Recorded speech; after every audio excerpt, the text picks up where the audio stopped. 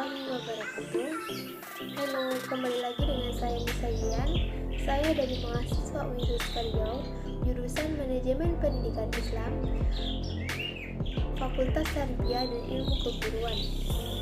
Di sini saya ingin menjelaskan materi tentang konsep-konsep dasar organisasi untuk memenuhi mata kuliah komunikasi organisasi dan juga ujian akhir semester.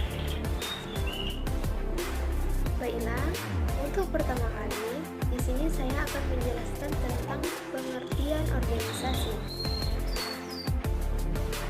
Kita harus belajar dulu dari konsep organisasi, dari konsep dasar organisasi dulu. Jadi, dari katanya organisasi secara etimologis, yaitu organum yang berasal dari bahasa Latin, dan organum berasal dari bahasa Yunani, yang berarti alat, anggota, bagian, atau badan.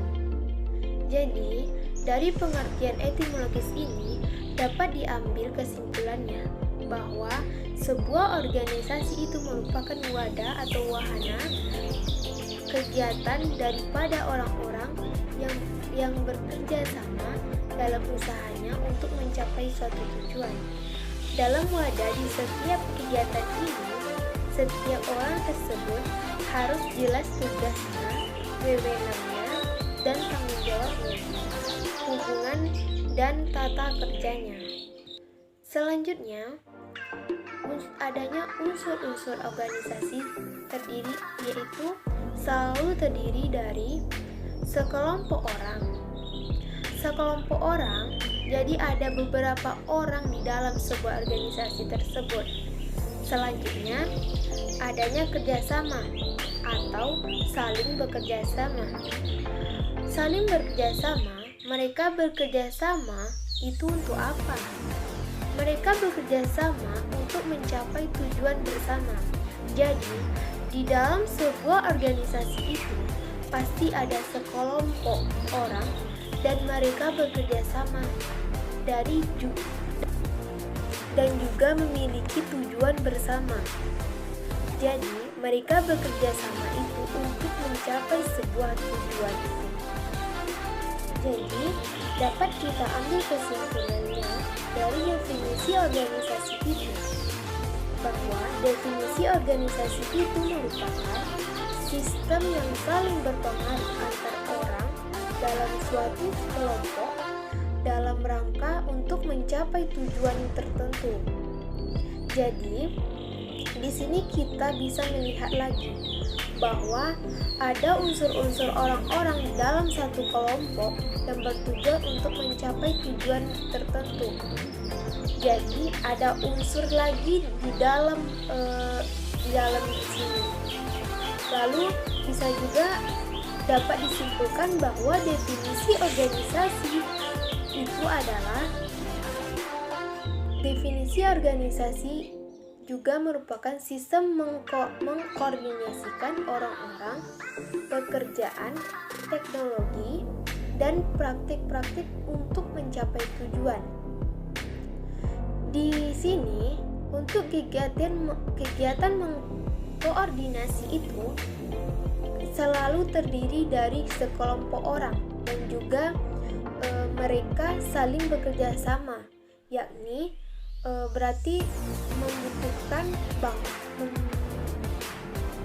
membuktikan bahwa ketiga unsur organisasi tadi itu ada lagi di dalam definisi organisasi ini dan juga untuk mencapai tujuan bersama, sehingga sangatlah penting bagi kita untuk mengetahui ketiga unsur-unsur dalam organisasi itu sendiri. Itu menjadi dasar organisasi yang bisa menentukan konsep-konsep dari sebuah organisasi. Selanjutnya, adanya karakteristik organisasi. Jadi, sebenarnya organisasi itu apakah orang-orang lewat di jalan, atau orang-orang yang berkumpul di jalan, atau orang yang berkumpul di kafe, apakah itu bisa menjadi sebuah organisasi? Jadi, karakteristik organisasi itu sendiri seperti yang sudah saya jelaskan tadi tentang unsur-unsurnya. Yang pertama, adanya karakteristik organisasi itu yaitu adanya sekelompok orang. Orang yang berkumpul lebih dari satu orang itu bisa menjadi salah satu karakteristik organisasi. Yang kedua, mereka itu saling bekerja sama. Mereka tidak bekerja sendiri, saling bekerja sama, saling membantu, saling menuntun satu sama lain.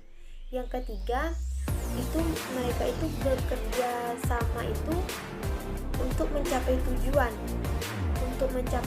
bersama di mana sudah ditetapkan dari awal. Misalnya, organisasi bisnis yang mereka itu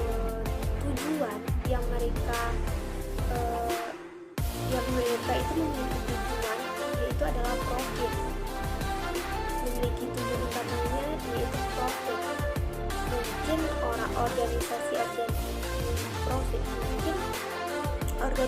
organisasi sosial itu tujuan utamanya mereka adalah untuk membantu sesama seperti itu. Jadi mereka itu semua bekerja sama untuk mencapai tujuan. Dan karakteristik yang lain adalah selanjutnya adanya karakteristik pembagian tugas dan tanggung jawab yang jelas di dalamnya. Jadi di dalam organisasi itu di dalamnya ada sekelompok orang. Nah, tentu tugas dan tanggung jawab mereka itu masing-masing dan hak dan kewajiban mereka masing-masing itu sudah diatur di dalamnya, dan juga ada peraturan yang memikat mereka. Jadi, anggota-anggota organisasi itu tentu tidak bisa seenak-enaknya saja. Jadi, sekelompok orang yang seenaknya sendiri itu berarti itu perkumpulan orang saja. Sebuah organisasi itu diikat oleh sebuah peraturan yang akan menata cara kerja mereka, menata kebiasaan mereka di dalam sebuah organisasi tersebut untuk nantinya bisa memunculkan budaya-budaya dari organisasi tersebut seperti itu. Lalu adanya fungsi-fungsi organisasi. Fungsi-fungsi organisasi itu terdiri dari beberapa fungsi. Yang pertama, untuk memberi arahan atau aturan serta pembagian kerja mengenai apa yang harus dan tidak boleh dilakukan oleh para anggota atau sekelompok orang yang ada dalam sebuah organisasi tersebut. Yang kedua, untuk meningkatkan skill atau kemampuan dari anggota organisasi yang berupaya untuk mendapatkan sumber daya dan dukungan dari lingkungan. Yang ketiga, untuk memberikan pengetahuan serta mencerdaskan tiap anggota di dalam sebuah organisasi. Jadi di dalam sebuah organisasi itu tersebut kita dapat mencerdaskan sekelompok orang atau masing-masing anggota dengan cara memberikan pengetahuan di dalam sebuah organisasi tersebut. Jadi ada contoh kasus organisasi itu. Contohnya misalnya saya udah jelaskan tadi, misalnya di organisasi bisnis mereka tujuan utamanya hanya profit. Jadi yang sering terjadi dalam sebuah organisasi itu seperti adanya persaingan sehat. Di dalam sebuah organisasi pasti ada yang namanya posisi atau jabatan yang semakin tinggi, jabatan yang diduduki maka semakin tinggi juga laporan atau gajinya. Seperti ada istilah di dunia kerja itu banyak yang menggunakan jurus kodok. Jadi cara penyelesaian kasus seperti itu tergantung kepada pemimpinnya. Jadi pada pemimpin tertinggi dalam suatu organisasi tersebut, bagaimana pemimpin tertinggi memberikan pandangan terhadap bawahannya. Biasanya jika para pemimpin menaruh paradigmanya pada bawahannya, maka bekerja yang paling baik adalah yang akan dipromosikan dengan jabatan yang lebih tinggi, maka jurus kodok pun terjadi.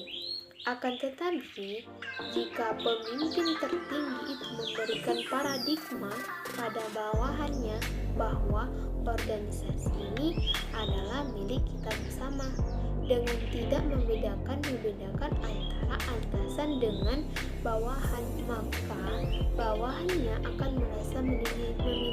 Inilah yang paling penting dalam sebuah perusahaan, bahwa semua anggota itu merasa memiliki, sehingga tidak akan terjadi kompetisi persaingan yang tidak sehat dalam suatu organisasi tersebut, sehingga akan tertanam di dalam pikiran bawahan adalah dia merasa seperti memiliki keluarga baru atau organisasi tersebut. Cukup sekian dari apa yang saya jelaskan tadi. Mohon maaf atas segala kekurangan, dan saya sudah